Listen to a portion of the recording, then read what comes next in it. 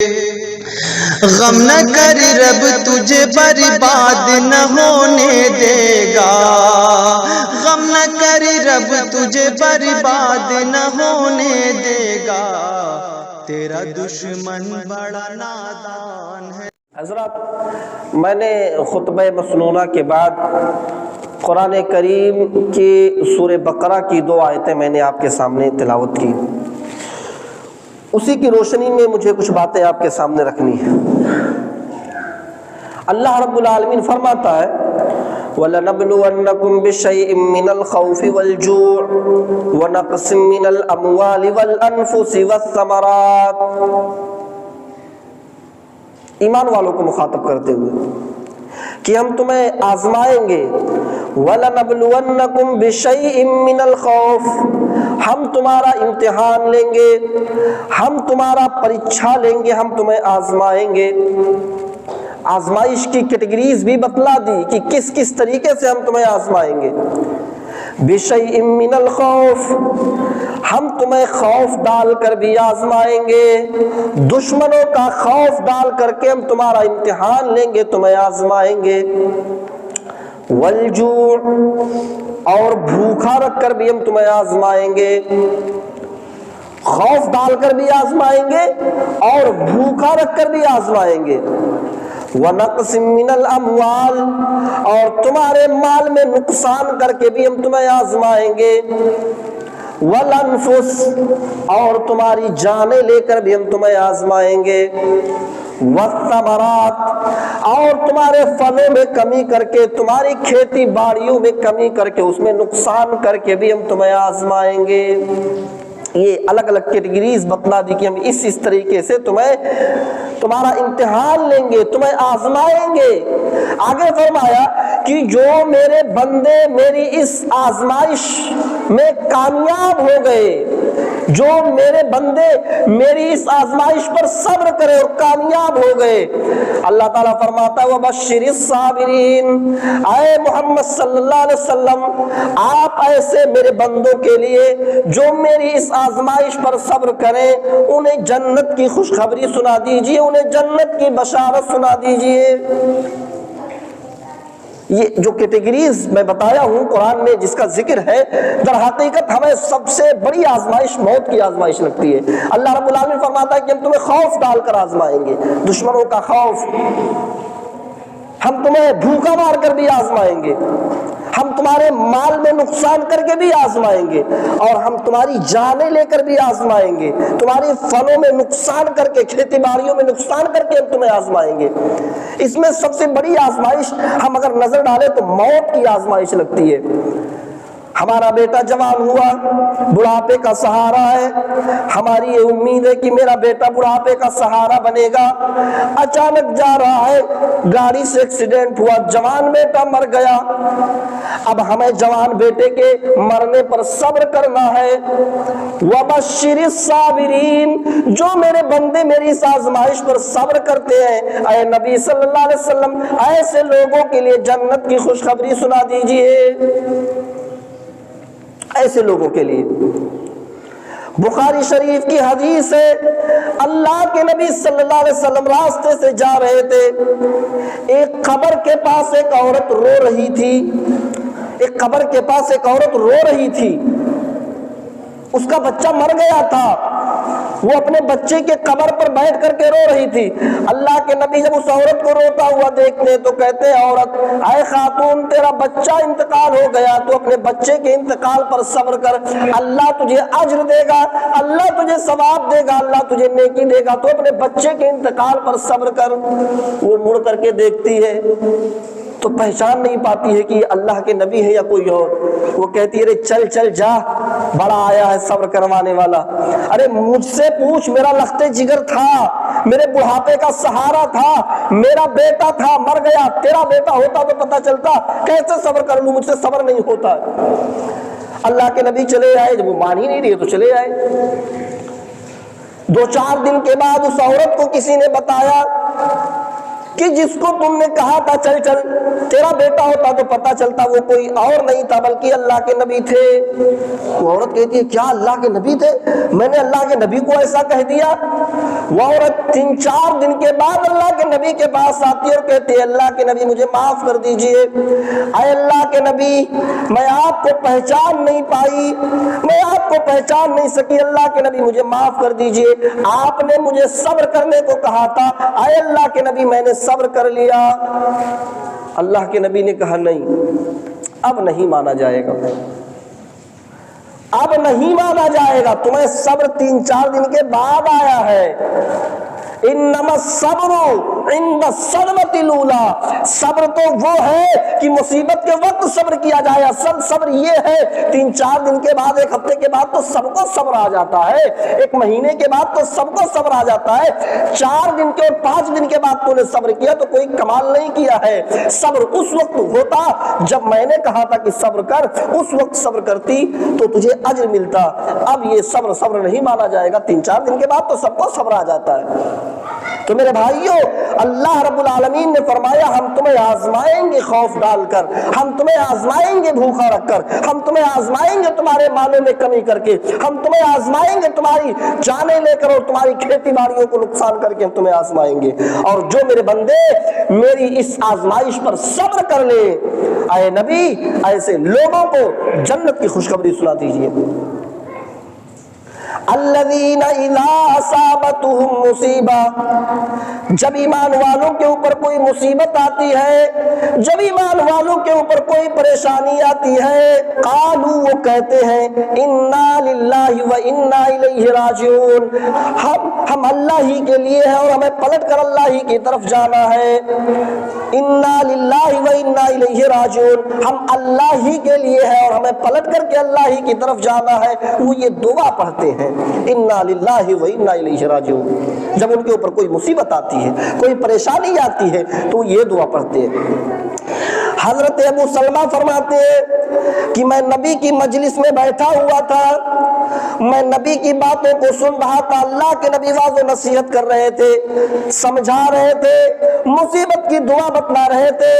اللہ کے نبی نے اس درس میں، اس خطبے میں فرمایا لوگوں اگر کسی کے اوپر کوئی مصیبت آئے تو وہ یہ دعا پڑھے انا للہ و انا الیہ راجعون، اور آگے بخاری کے الفاظ یہ بھی ہیں اللہم اجرنی فی مصیبتی واخلف لی خیرا منہا، یہ دعا بھی پڑھے، یہ بخاری کے الفاظ ہیں۔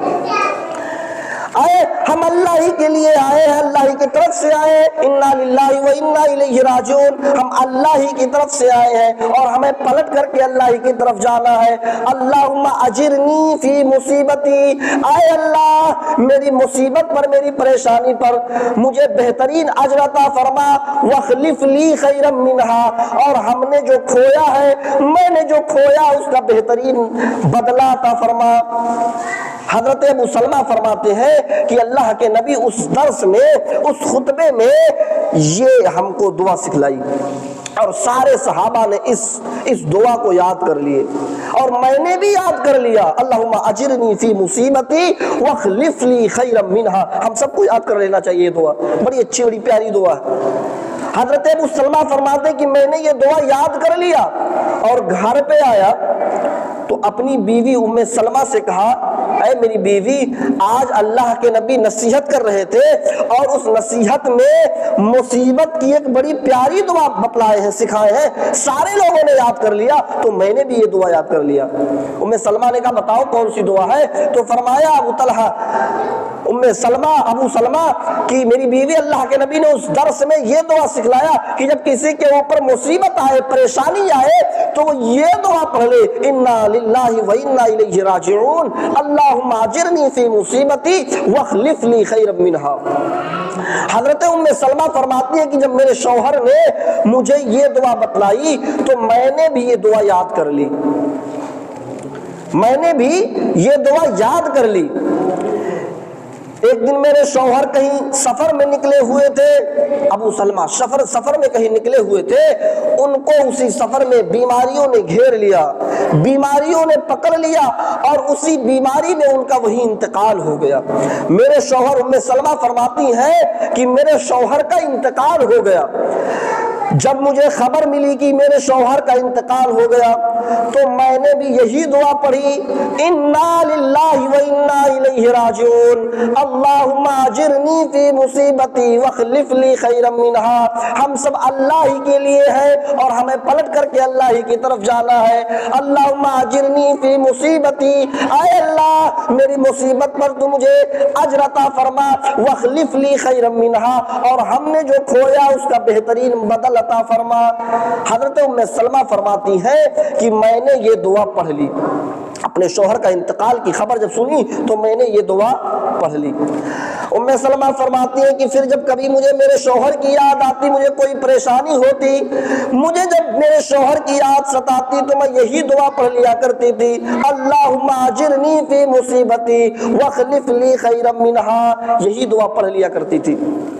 ایک بار سوچنے لگی کہ اس دعا میں کہا جا رہا ہے کہ اے اللہ مجھے میری مصیبت پر بہترین اجر عطا فرما اور میں نے جو کھویا اس کا بہترین بدل عطا فرما۔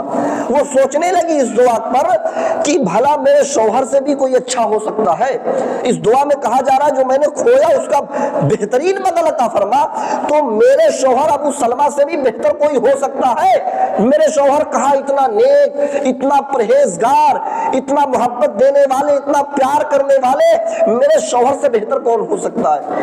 لیکن پھر بھی فرماتی ہے کہ میں یہ دعا پڑھتی رہتی تھی جب بھی میرے شوہر کی یاد آتی تھی۔ جب ام سلمہ اپنی عدت پوری کر لیتی ہیں تو ایک دن فرماتی ہیں کہ اللہ کے نبی میرے دروازے پر آتے ہیں، میرے دروازے کو دستک دیتے ہیں، میں دوڑ کر کے دروازے پر گئی، دروازے کو کھولا تو کیا دیکھتی ہوں کہ سامنے اللہ کے نبی کھڑے ہوئے، اللہ کے نبی کھڑے ہوئے۔ اللہ کے نبی نے سلام کیا، السلام علیکم ورحمۃ اللہ وبرکاتہ، میں نے جواب دیا وعلیکم السلام ورحمۃ اللہ وبرکاتہ۔ اللہ کے نبی نے اجازت مانگی، اے ام سلمہ کیا میں گھر کے اندر آ سکتا ہوں؟ ام سلمہ فرماتی ہیں کہ میں نے اللہ کے نبی کو اجازت دے دی کہ آئیے گھر میں تشریف لائیے۔ گھر میں اللہ کے نبی داخل ہو گئے۔ ام سلمہ فرماتی ہے کہ میرے گھر میں کھجور کے چھال کی بھری ہوئی ایک تکیہ تھی، میں نے اس تکیہ کو اللہ کے نبی کو دے دیا۔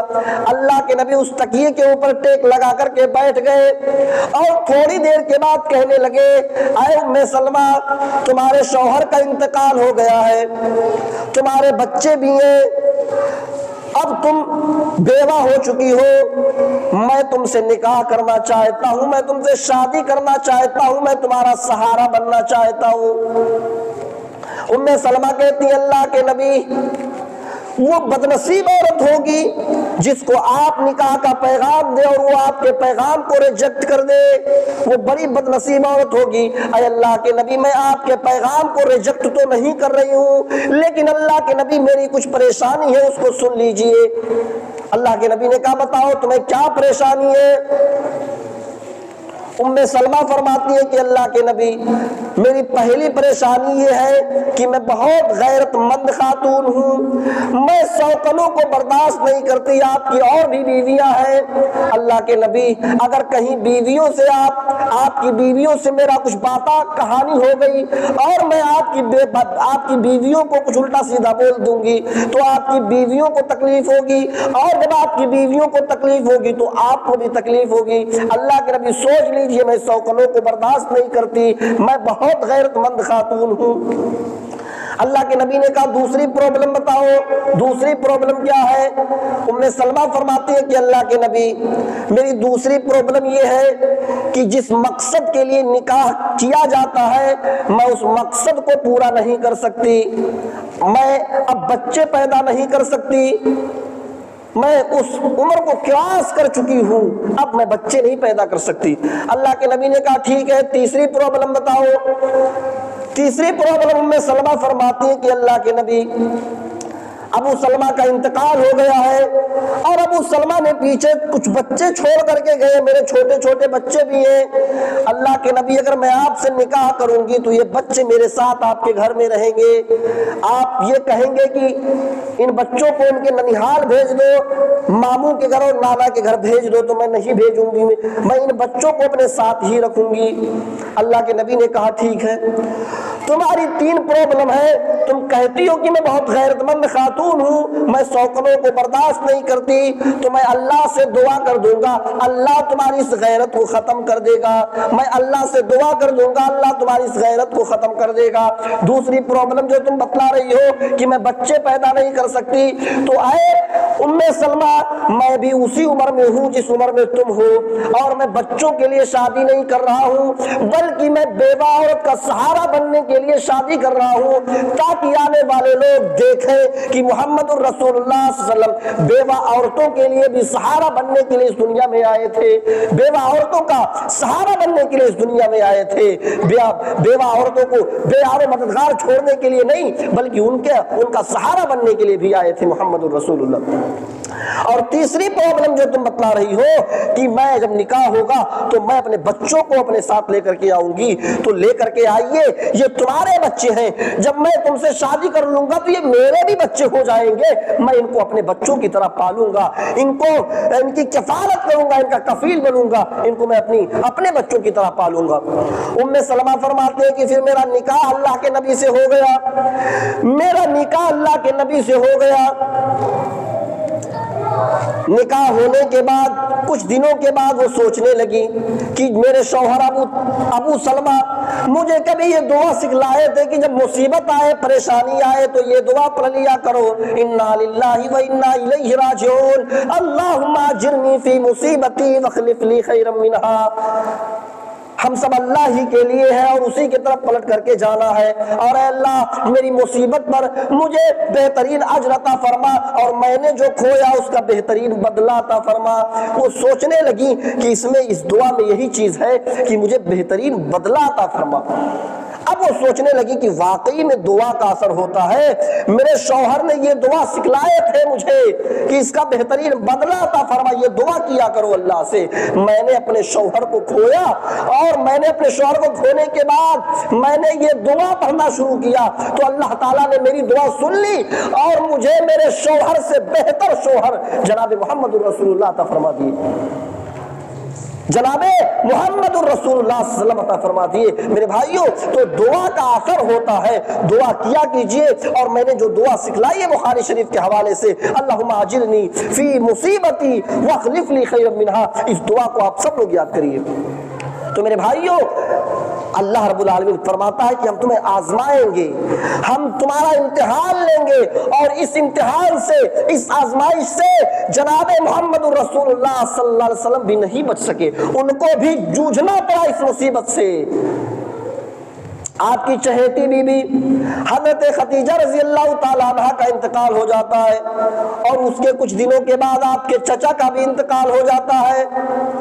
باہر سے جب اللہ کے نبی مار کھا کر کے آتے تھے تو حضرت خدیجہ رضی اللہ تعالیٰ عنہ آپ کے زخم پر ملہم رکھ دیا کرتی تھی، آپ کا سپورٹ کیا کرتی تھی، آپ کا بہت ساتھ دیتی تھی۔ لیکن جب حضرت خدیجہ کا انتقال ہوتا ہے تو اللہ کے نبی صلی اللہ علیہ وسلم نے یہی دعا پڑھی، انا للہ و انا الیہ راجعون، ہم سب اللہ کے لیے ہیں اور اسی کی طرف پلٹ کر کے ہم سب کو جانا ہے۔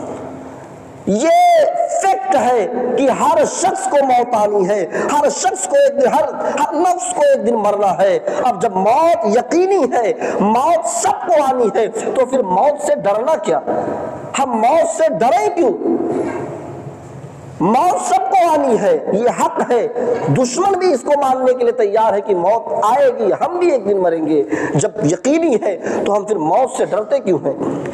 مومن موت سے نہیں ڈرتا میرے بھائیوں، جو مومن ہوتا ہے وہ موت سے نہیں ڈرتا ہے، بلکہ موت کو جب اپنے قریب دیکھتا ہے تو خوش ہو جاتا ہے، اس کے چہرے پر مسکراہٹ آ جاتی ہے موت کو جب قریب دیکھتا ہے۔ اللہ کے نبی مرض الموت میں مبتلا ہے، حضرت فاطمہ رضی اللہ تعالیٰ عنہ آتی ہیں، روزانہ اللہ کے نبی اٹھ کر کے اپنے بیٹی کو بوسہ دیتے تھے۔ آج اللہ کے نبی اٹھنے کے لائق نہیں ہیں، حضرت فاطمہ رضی اللہ تعالیٰ عنہ خود نبی اکرم کو بوسہ دیتی ہیں، اور اللہ کے نبی کہہ رہے تھے، ان للموت سکرات، موت کے لیے بڑی بے چینیاں ہیں، موت کے لیے بڑی دشواریاں ہیں، موت کے لیے بڑی پریشانیاں ہیں۔ آج ہم دعا کرتے ہیں اے اللہ ہمیں چلتا پھرتا اٹھا لے، یہ دعا کرتے ہیں اللہ کسی کا محتاج نہ بنائے، پتوہ کا، بہو کا، بیٹے کا محتاج نہ بنائے، چلتا پھرتا اٹھا لے۔ نہیں کرنا چاہیے یہ دعا میرے بھائیوں، یہ دعا نہیں کرنا چاہیے۔ آپ کیا کہیں گے اسی موت کو؟ ایک 45 سال کا 50 سال کا چلتا پھرتا آدمی جا رہا ہے، ٹرک سے ایکسیڈنٹ ہو گیا، مر گیا، آپ اس کی موت کو اچھا موت کہہ رہے ہیں؟ نہ اس کو معافی تلافی کا موقع ملا، نہ توبہ کا موقع ملا، نہ استغفار کا موقع ملا، مر گیا۔ مرض الموت میں جو شخص مبتلا ہوتا ہے، اس کو جو تکلیفیں ہوتی ہے، جو پریشانیاں ہوتی ہے، اس پریشانی پر اگر وہ صبر کرتا ہے تو اس کی عذاب آخرت اور عذاب جہنم کی عذاب سے اس کی عذاب کو کم کر لیا جاتا ہے۔ میرے بھائیوں ہمیں یہ دعا نہیں کرنا چاہیے اللہ چلتا پھرتا اٹھا لے، کسی کا محتاج نہ بنائے، بلکہ ہمیں یہ دعا کرنا چاہیے اے اللہ جب تک تو مجھے زندہ رکھ، ایمان کی حالت میں زندہ رکھ، اے اللہ جب تک تو مجھے زندہ رکھ، ایمان پر زندہ رکھ، اسلام پر زندہ رکھ، اور جب ہمارا خاتمہ ہو، ہمارا انتقال ہو، ہمارا خاتمہ ہو تو ایمان پر ہو، اسلام پر ہو۔ ہمیں یہ دعا کرنی چاہیے۔ اللہ کے نبی فرماتے ہیں ان للموت سکرات، موت کے لیے بڑی بے چینیاں ہیں، بڑی دشواریاں ہیں۔ حضرت فاطمہ رضی اللہ تعالیٰ عنہ جب اپنے ابو کی اس پریشانی کو دیکھتی ہے تو کہتی ہے واہ کر بابا، ہائے میرے ابو کی تکلیف۔ اور اللہ کے نبی نے جب اپنی بیٹی کے زبان سے جملے سنتے ہیں تو بیٹی کو پکڑ کر کے کھینچتے ہیں اور کان میں، بیٹی کے کان میں کچھ سرگوشی کرتے ہیں، کچھ بتاتے ہیں۔ حضرت فاطمہ ہنسنے لگتی ہیں، پھر دوسری بار کھینچتے ہیں اور پھر کان میں کچھ سرگوشی کرتے ہیں۔ حضرت فاطمہ اور زور سے مسکراتی ہیں، ہنسنے لگتی ہیں۔ بعد میں امی عائشہ نے پوچھا بھی ہے فاطمہ اللہ کے نبی تم سے کیا، تمہارے کان میں کیا سرگوشی کیے تھے، بتاؤ مجھے۔ حضرت فاطمہ کہتی ہے نہیں بتاؤں گی، کیونکہ ابو نے مجھے راز کی بات بتلائی ہے، میں تم کو کیسے بتلا دوں۔ اللہ کے نبی کا جب انتقال ہو گیا تو اس کے کچھ دنوں کے بعد امی عائشہ نے فاطمہ کو اپنے حق کا واسطہ دے کر کے کہا ہے فاطمہ مجھے بتا دو اللہ کے نبی آخری وقت میں تم سے کیا کہے تھے۔ تو حضرت فاطمہ کہتی ہاں اب میں بتاؤں گی، کیونکہ میرے ابو اس دنیا میں نہیں ہیں۔ اب جب میرے ابو اس دنیا میں نہیں رہے تو پھر یہ راز نہیں رہ گیا۔ اب میں بتا دیتی ہوں کہ میرے ابو میرے کان میں کیا سرگوشی کیے تھے جس کی وجہ سے میں ہنسنے لگی تھی۔ تو حضرت فاطمہ رضی اللہ تعالی عنہا نے بتایا کہ اے امی عائشہ میرے ابو مجھے جب پکڑ کر کے میرے کان میں پہلی بار سرگوشی کیے تو مجھ سے بتلا رہے تھے اے فاطمہ ابھی ابھی جبریل علیہ السلام میرے پاس آئے تھے اور کہنے لگے فاطمہ تو بنت فاطمہ تو نساء سیدۃ اہل الجنہ، فاطمہ کو جنت کی تمام عورتوں کا سردار بنا دیا گیا۔ تو میں نے جب یہ خوشخبری سنی تو میں نے مسکرا دی، اور دوسری بار جب مجھے بتلایا اللہ کے نبی نے کان میں سرگوشی کی تو یہ کہا اے فاطمہ میں اب اس دنیا سے جانے والا ہوں، میرا انتقال ہونے والا ہے، لیکن میرے اہل بیت میں، میرے گھر والوں میں، میرے خاندان والوں میں سب سے پہلے تو مجھ سے ملے گی، سب سے پہلے تو مجھ سے ملاقات کرے گی۔ جب میں نے یہ سنا تو میں مسکرا دی۔ میرے بھائیوں یعنی موت کی خبر سن رہی ہے، موت کی خبر، میں تو مرنے والا ہوں، میرا تو انتقال ہونے والا ہے، لیکن میرے گھر والوں نے سب سے پہلے تو مجھ سے ملے گی۔ حضرت فاطمہ نے ہائے وائے نہیں کیا کیا ہوگا، میرے چھوٹے چھوٹے بچے ہیں، حسن اور حسین کا کیا ہوگا، نہیں، بلکہ موت کی خبر سن رہی ہے تو خوش ہو رہی ہے، چہرے پر مسکراہٹ آ رہی ہے۔ میرے بھائیوں تو مومن کبھی موت سے نہیں ڈرتا، وہ جب موت اپنے آنکھوں کے سامنے دیکھتا ہے تو خوش ہوتا ہے، وہ سوچتا ہے کہ میں اس تھرڈ کلاس کی زندگی سے فرسٹ کلاس کی زندگی کی طرف جا رہا ہوں، اس گھٹیا زندگی کو چھوڑ کر کے بڑھیا زندگی کی طرف جا رہا ہوں۔ وہ موت کو جب اپنے قریب دیکھتا ہے تو خوش ہوتا ہے۔ آج ہم اندازہ لگائے ہمارے اندر کتنا ایمان ہے. ذرا سا اٹیک آیا, ذرا سا بیماری ہوئی, لے کر کے بھاگتے ہیں بڑے سے بڑے ہاسپٹل میں, بڑے سے بڑے, اور پھر تجوریوں کے منہ کھل جاتے ہیں, جتنا پیسہ رہتا ہم لگا دیتے ہیں. میرے بھائیوں, میں یہ نہیں کہتا ہوں کہ نہیں علاج نہیں کروانا چاہیے, دوا نہیں کروانا چاہیے, کروانا چاہیے, لیکن سوچئے آج ہم کتنا ڈرتے ہیں موت سے, موت سے کتنا ڈرتے ہیں. اللہ کے نبی اپنے چند بیوی, اللہ کے نبی مرض الموت میں مبتلا تھے, تمام بیویاں آپ کی بیٹھی ہوئی ہیں, تمام بیویاں آپ کی بیٹھی ہوئی ہیں. امی عائشہ پوچھ لیتی ہیں اللہ کے نبی آپ مرض الموت میں مبتلا ہے, آپ کا انتقال ہو جائے گا, مرنا تو سب کو ہے, ہم سب کو موت آنی ہے, آپ کو بھی موت آ جائے گی. اے اللہ کے نبی, آپ جب انتقال فرما جائیں گے تو آپ سے, آپ کی بیویوں میں سے سب سے پہلے کون ملے گی آپ سے؟ اہل بیت نے بتا دیا فاطمہ, خاندان والوں نے بتا دیا فاطمہ, لیکن بیویوں نے پوچھ لیا اے اللہ کے نبی بیویوں میں سب سے پہلے کون آپ سے ملے گا, بیویوں میں سب سے پہلے کون ملاقات کرے گا آپ سے؟ بڑا پیچیدہ مسئلہ ہے, جس کے پاس ایک سے زیادہ بیویاں, ان سے پوچھئے کس کا نام لیا جائے. اللہ کے نبی نے کیا فرمایا؟ اطولکن یدن, اطولکن یدن, بخاری کے الفاظ ہیں کہ میری بیویوں میں سے سب سے پہلے وہ بیوی مجھ سے ملے گی جس کے ہاتھ سب سے زیادہ لمبے ہوں گے, جس کے ہاتھ سب سے زیادہ لمبے ہوں گے وہ بیوی مجھ سے ملے گی. اب ساری بیویاں ہاتھ ناپنے لگی کس کے ہاتھ لمبے. حضرت عائشہ تمام بیویوں کو دوسرے کمرے میں لے کر کے گئی اور ایک لکڑی لے آئیں, ایک لکڑی لے آئیں اور اس لکڑی سے ہاتھ ناپنے لگی کہ دیکھیں کس کا ہاتھ لمبا ہے, کس کا ہاتھ. اللہ کے نبی نے فرمایا اطولکن یدن, جس کے ہاتھ سب سے زیادہ لمبے ہوں گے وہ بھی مجھ سے سب سے پہلے ملے گی, تو دیکھیں کس کا ہاتھ لمبا ہے. تو جب لکڑی سے ناپنا شروع کیا تو حضرت سودا رضی اللہ تعالیٰ عنہا کا ہاتھ سب سے زیادہ لمبا تھا, حضرت سودا کا ہاتھ سب سے زیادہ لمبا تھا. حضرت سودا خوش ہو گئیں کہ چلو دنیا میں اللہ کے نبی کے ساتھ زیادہ دن نہیں گزار سکی تو اللہ کے نبی سے بیویوں میں سب سے پہلے ملاقات کروں گی. اور وہ خوش ہو گئی موت کو قریب دیکھ کر کے, اور تمام بیویاں بھی انہیں خوش خبری دینے لگی, انہیں مبارکباد دینے لگی کہ اے سودا تو تو بڑی خوش نصیب ہے, تو تو سب سے پہلے اللہ کے نبی سے ملے گی. لیکن اللہ کے نبی کے انتقال کے بعد جس بیوی کا انتقال ہوا وہ سودا نہیں تھی. اللہ کے نبی کے انتقال کے بعد جس بیوی کا انتقال ہوا وہ سودا نہیں تھی بلکہ حضرت زینب بنت جہش تھی. سب پریشان ہو گئے. اللہ کے نبی نے کہا جس کے ہاتھ لمبے ہوں گے وہ بیوی سب سے پہلے ملے گی. حضرت سودا کے ہاتھ لمبے تھے, حضرت سودا بھی خوش تھی کہ میں جلدی اللہ کے نبی سے ملاقات کروں گی, اور بیویوں میں سودا کا انتقال نہیں ہوا, زینب کا انتقال ہو گیا. تو حضرت عائشہ نے کہا اچھا اللہ کے نبی کے کہنے کا مقصد یہ نہیں تھا, اللہ کے نبی نے جو فرمایا تھا اطولکن یدن, جس کے ہاتھ سب سے زیادہ لمبے ہوں گے وہ بیوی مجھ سے سب سے پہلے ملے گی, اس کا مطلب یہ نہیں تھا کہ لمبائی میں جس کے ہاتھ لمبے ہوں گے.